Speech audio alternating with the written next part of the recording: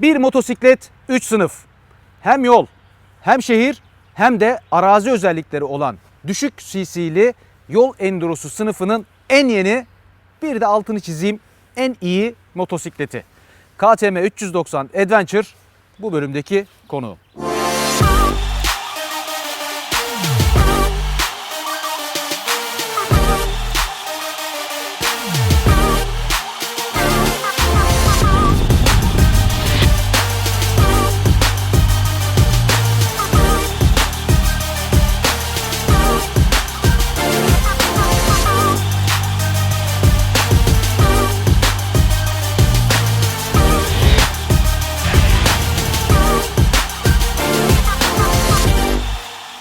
Şimdi öncelikle bu motosikletin bulunmuş olduğu sınıftan bahsedeyim ki hani en iyisi dedim ya, en iyisi bu dedim ya. O yüzden onun altını doldurmam gerekiyor. O yüzden sınıfından biraz bahsedeyim. Biliyorsunuz Kawasaki Versa 300'de başladı bu olay.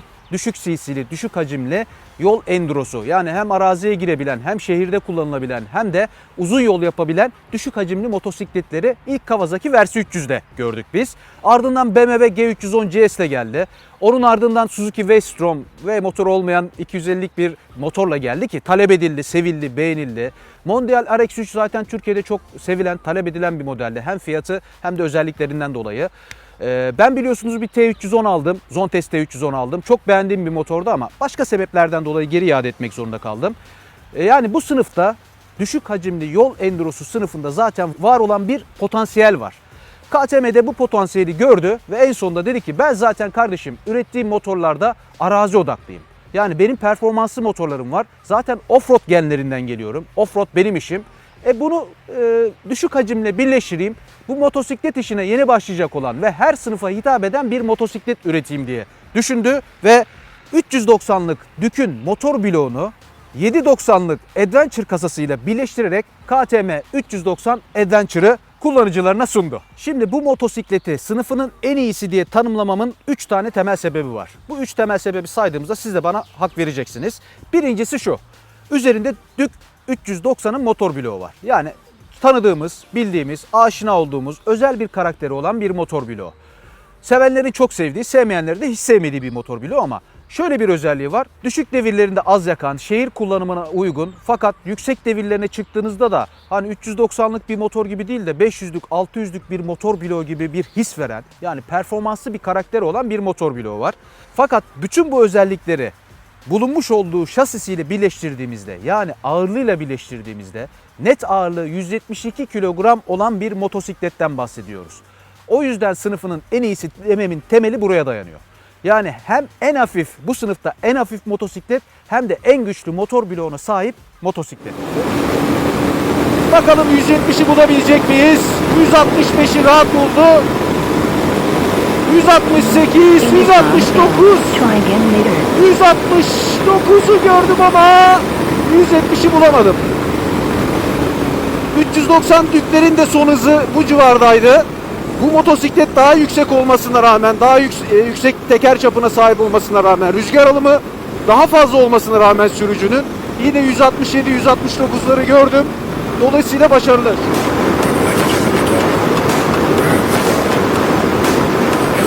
174'lere kadar çıkabildim akşam vakti. İkincisi üzerinde bulunan teknik ve teknolojik donanımlar. İşte süspansiyondan başlayayım mesela.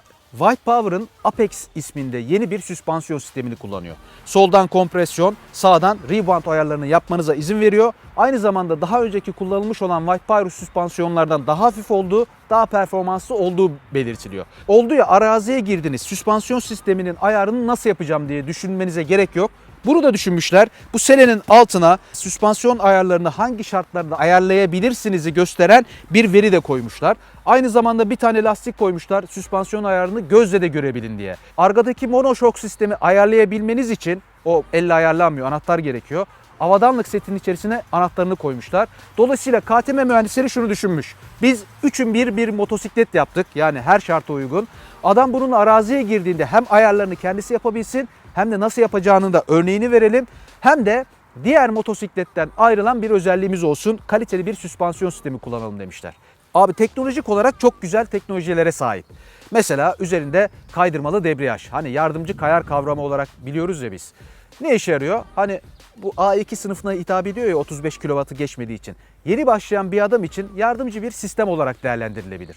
Yani debriyajı birden bıraktığınızda, motor frenini kullandığınızda arka tekerin bloke olmasını önleyici bir sistem. Çok güzel bir gösterge paneli var. İçerisindeki veriler yeterli, çok güzel görünümlü. Koldan kumanda edebiliyorsunuz. Bu güzel bir özellik.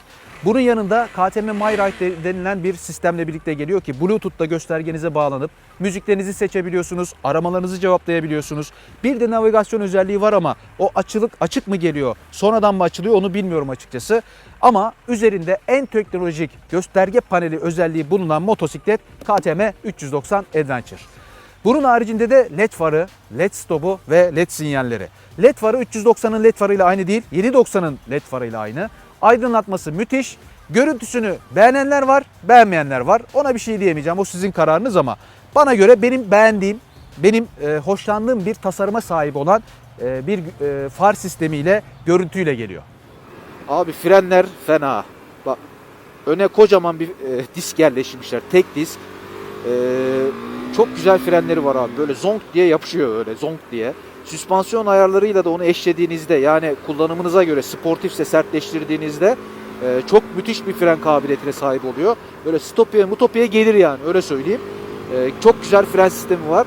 Şimdi kaydırmalı debriyaj dedim ama şu özelliğini de özellikle belirtmem lazım. Bu kaydırmalı debriyaj sistemi sayesinde, yardımcı kayar kavrama sayesinde vites geçişleri de müthiş. Yani en iyi vites geçişi bu motosiklette şu ana kadar diyebilirim. Çünkü böyle tık tık hiç net geçişler ve çok kolay geçişler var. Üzerinde quick shifter hazır geliyor. Bir dongle'la açtırabiliyorsunuz bütün KTM'lerde olduğu gibi. Fakat şöyle söyleyebilirim. Yani böyle bir motosiklet aldığınızda quick shifter'ı açtırmanıza gerek yok diyebilirim. Çünkü o kadar başarılı geçişleri var. Debriyajsız vites attığınızda bile quick shifter'lıymış gibi geçiyor. Böyle bir özelliği var. Bosch'un ABS sistemiyle geliyor ki 2 kanallı bir ABS sistemi olduğundan bahsediliyor. Aynı zamanda ABS sistemini off-road moduna göre değiştirebiliyorsunuz. Yani ABS'yi off-road'da kapatmıyorsunuz. Ona göre ayarlanmış bir sistemle geliyor. Menüden değiştirebiliyorsunuz. ABS sistemi çok başarılı. Frenlerine değinmem lazım. Frenleri tek kelimeyle müthiş. Önde kocaman bir disk görüyorsunuz zaten. İşte Bay Biren'in fren kaliperleri var ve hakikaten bu motosikletin frenleri harika. Yani zıpkın gibi frenleri var.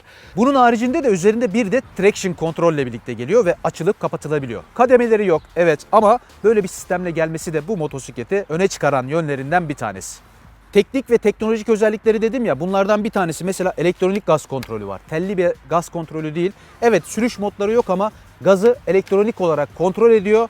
Bunun yanında da katlanır vites pedalı, ayarlanabilir manetler, 12 volt çıkışı, üzerinde standart gelen elcik korumaları ve hızlı marş sistemiyle geliyor. Hani KTM'lerin hepsinde var o. Yani marşa, start tuşuna basılı tutmanıza gerek yok. Bastığınızda elektronik olarak algılayan bir sistemle geliyor. Yani toparlayayım bütün bu saydıklarımı. Hani en iyi dememin sebeplerinden olan ikinci maddeyi toparlayayım. Teknik ve teknolojik olarak çok dolu bir şekilde geliyor makine. Yani özellikleri üzerinde gerçekten güzel dedirten özelliklere sahip. Üçüncüsü ise en iyi dememin sebeplerinden üçüncüsü ise şu. Hem şehir hem yol hem arazi dedik ya. Hani bu tarz motosikletler evet 3 sınıfa birden hitap ediyor ama her şarta girdiğinizde de biraz değil. Yani hepsinden biraz değil. Hepsinden baya veriyor. Baya veriyor. Yani yola çıktığınızda evet gerçekten bir uzun yol motosikleti olabilir bu diyorsunuz. İşte arkanıza çanta taktığınızda, yanlara çanta taktığınızda, uzun bir tur camı aldığınızda, işte uzun yol şartlarına uygun donanımlar aldığınızda bildiğin uzun yol motosikleti. Şehire geldiğinizde kıvraklık ve hafiflikten dolayı şehirde kullanılabilen bir de az yakıtından dolayı tam bir şehir motosikleti diyorsunuz. Araziye girdiğinizde de abi tamam 19 inç ön jant yaptın ama hani tel jantlı değil bu çelik jantla gelmiş diyorsunuz. Ama araziye girdiğinizde de diyorsunuz ki abi bu iddialı, arazide iddialı olabilecek bir motosiklet diyorsunuz. Ben de araziye birkaç girdim, hopladım, zıpladım. Gerçekten iddialı. Ama arazide olması gereken bazı donanımları var. Onlara birazdan geleceğim. Toparlayayım, çok uzatmayayım. Bu motosiklet o 3'in 1 dediğim hem yolda hem şehirde hem de arazide biraz değil hepsinden baya verebilen bir özelliği var. Bu nedenle kendi sınıfının en iyi motosikleti dememin 3. sebebi de bu. Viteslere değinmeden şu viraja bir yatayım. Şöyle şurada. Bak virajları güzel ama abi bak tekerden dolayı önün 19 ve tırtıklı lastik olmasından dolayı böyle bir şeylik var. Nasıl tarif edeyim onu? Yani çok yattığınızda düzgün bir viraj değilse de böyle lambur lumburluk var. Onu hissettiriyor. Tabii şimdi bunun süspansiyon ayarını yapmadım ben. Lastik hava basınçlarını da kontrol etmedim. Onun da etkisi vardır muhakkak. Ama hani bir Dük 390 gibi bir viraj kabiliyeti yok. Var mı? Var. Güzel. Güzel viraja yatıyor. Dengeli motosiklet. Ama hani o Dük 390 viraj kabiliyetini de beklemek yanlış olur. 14,5 litrelik bir depo hacmi var. 14,5 litre. 100 kilometrede ben ilk aldığımda sıfır naylonundan açıldı, bana verdiler. Kullanmaya başladığımda 4,7 ile başladı. Düşe 3,6 3,7'lere kadar düşürdüm. Ki hani sakin kullanımla değil bu. Hani motosikletin dinamiklerini öğrenmek için kullanım verisi bu. Dolayısıyla bu motosiklet 100 kilometrede ortalama 3,5 litre yakıyor ortalama. Bence çok başarılı. Bu güzel özelliklerinden, bu güzel yönlerinden sonra özellikle bahsetmem gereken, alacak olanların, merak edenlerin bilmesi gereken bazı beğenilmeyecek yönleri de var. O yüzden eksiler bölümüne geçelim.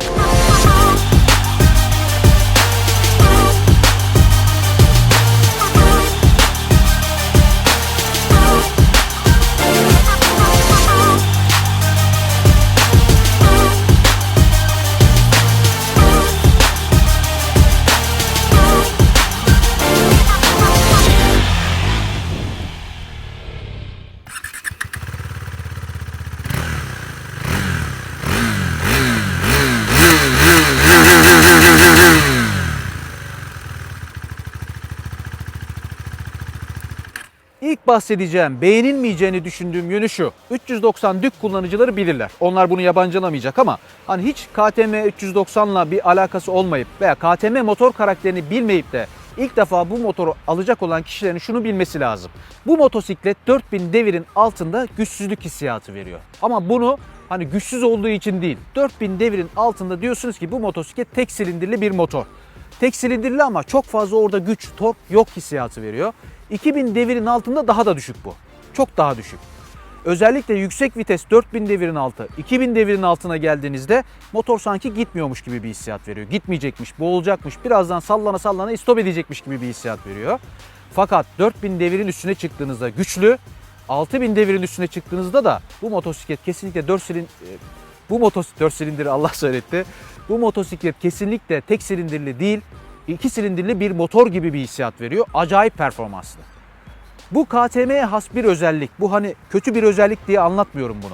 Bilmeyenler için bilsinler diye söylüyorum. Yani üzerine bindiğinizde, oturduğunuzda 4000 devirin altında abi bu motor hani stop mu edecek, gitmiyor mu, sallantı var, 2000 devirin altı çok güçsüz diyecektir. Ama 6000 devirin üzerine geldiğinizde abi bu motor başka bir şey, muhteşem bir şey, fena gidiyor diyecektir.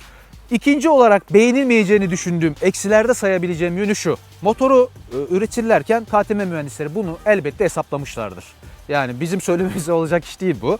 Yüksek bir sele koymuşlar araziye uyum sağlasın diye veya yüksek oturuş pozisyonu sevenler için onlara hitap etsin diye 85,5 santimetrelik sele yüksekliği var. Gayet güzel, başarılı, hiç sıkıntı yok. Fakat KTM'lerde bir özellik vardır biliyorsunuz genelde. Yani %80'inde bu özellik var veya %90'ında. Üzerine oturduğunuzda gidon daha aşağıda olur. Ön taraf size yakın olur. Sanki motosikleti sürüyormuş gibi değil de yolda siz motorla bütünleşmiş, yolda kendiniz gidiyormuşsunuz hissiyatı verir sürüş olarak. Dolayısıyla bu motorda da bu var.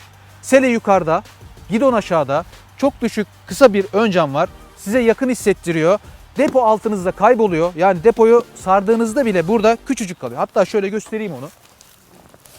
Şöyle ters taraftan biniyorum ama normal oturuşta, şehir veya yol kullanımında depo altınızda kayboluyor. Yani depo böyle yukarıdan gelip de dizlerle tam böyle kavranıp depoya böyle dayanılacak bir depo değil. Altınızda kaybolan küçük bir depo hissiyatı veriyor. Bunu sevmeyenler bu motosikleti sevmeyecektir.